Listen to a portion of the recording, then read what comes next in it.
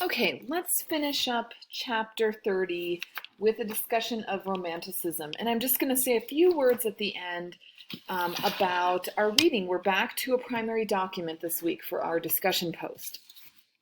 So, around the year 1800, philosophers, writers, and artists began to propagate a new vision of the world that they described as romantic. Now, this is capital R romanticism. This is not like schmoozing somebody with chocolate and roses here, but this idea covers a range of concepts. The first being this idea that the the emphasis on the irrational instead of the rational. So again, another pendulum swing in terms of artistic goals. There is an interest in emotion, in melancholy, in the dream world, in the imaginative, and also the idea that nature is informed with a divine spirit, that the creative mind yearns for harmony between humans and nature. We see the notion of the sublime. And this is often hard to define, but the sublime is something that the Romantic philosopher Edmund Burke develops. And he talks about the sublime being something that can only be appreciated by the heart. Beauty cannot fully be understood by reason or the mind. It's something that we feel, it's something that we intuit. And often the sublime is not just something that's beautiful or awe-inspiring, but also has a little bit of fear and terror mixed up in there too, so very complex. The changing concept of the artist is also something, as we've kind of tracked this through the semester, is also something that is hugely important here as well. And I think that we see it best in this comparison of the neoclassical portrait by Ingres, a portrait of the artist Grenet on the left, and then the romantic portrait of an artist. This is by Theodore Géricault, an artist in his studio from about 1820. And look at the different moods that are inspired by each. Grenet on the left, he's a man out and about in the world. His face is fully lit. The horizon line is low. He dominates his setting. He holds a book. He has this nice velvet cape, white collar, a cravat. He's smartly dressed. He is ready to be a kind of public intellectual. Whereas look at Géricault's figure. He's in this kind of low-ceilinged, cramped, dark studio. He feels a little bit more inward turned, this kind of distant, spacey gaze. He's slumped over on a very simple chair. This is the romantic ideal of the artist. This is the artist whose creativity stems from his sensitive and intuitive nature. Exploring his own genius, the romantic artist learned to trust the primacy of his emotions and attempted to work with absolute spontaneity in response to his sensations. This is, I think, still a very, this image of the artist is still very dominant in our culture today. Think about the kind of mainstream or stereotypical ways an artist is often defined as a kind of misunderstood genius, moody, temperamental, and here we see the beginnings of that in Romanticism.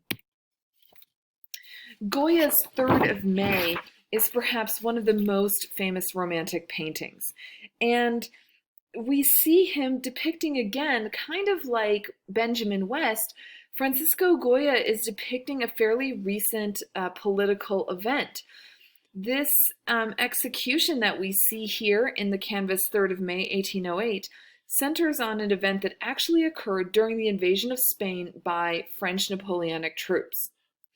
So Spaniards trying to defend themselves, they launch a sniper attack on French soldiers. And so in retaliation, the French rounded up 5,000 Spanish civilians and summarily slaughtered them. This work was commissioned by the Spanish government to make a commentary on the inhumanity and the senseless killing exhibited by Napoleon's forces. It's a profound anti-war statement. Look at the image of this central figure here who's about to lose his life, with his hands outstretched as if he is in the same position as the crucified Christ.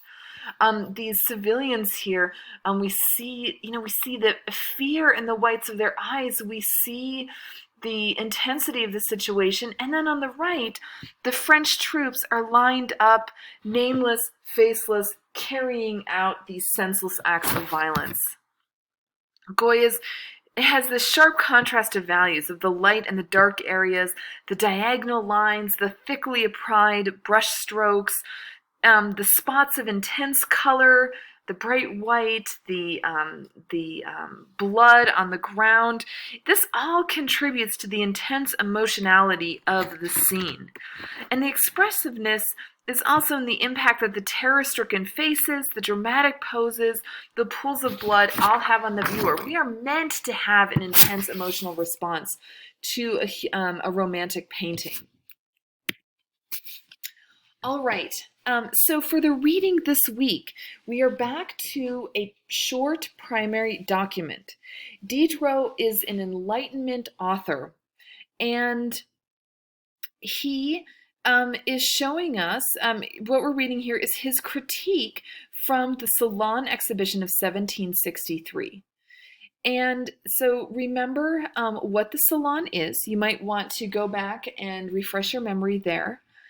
I want you to think about how Diderot's critique is perhaps different than a class critique that you would do in a studio class. And I would also like you to think about why Diderot has these very strong opinions that he shares. He mentions a few particular scenes, and I wanted to show you them here. So this is a pastoral scene from Boucher. It is not the exact same one, but is very similar to the one that he discusses. Then we have Greuze's Filial Piety. This painting is also discussed. And then Chardin's Jar of Olives. And so you might want to have this slide up before, as you're reading your Diderot work and making your comments. All right, thank you so much, everyone. Please let me know if you have any questions or concerns, and I'll be back with our final chapter next week.